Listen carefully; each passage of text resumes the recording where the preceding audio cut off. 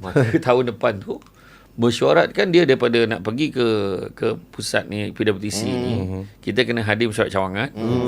Kita kena dapat dicalonkan dalam G7 lah, G7 lah. G7 untuk pergi ke KL. Wakil. Jadi mesyuarat cawangan saya tak datang. Tak dapat G7. Saya memang tak nak.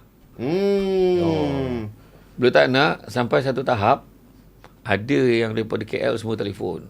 Adalah Datuk, saya tak nak sebut lah beberapa nama besar lah, Boleh ni lah, boleh skip lah. So, you datang lah apa semua, sampaikan je nak buat macam mana. Kan SU dengan bendahari semua dapat tiket automatik pergi.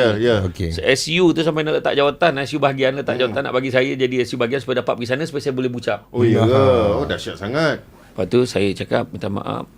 Masuklah Tok Mat pun mesej saya. I rasa elok you guna platform ni, you kena bucap lagi tahun ni.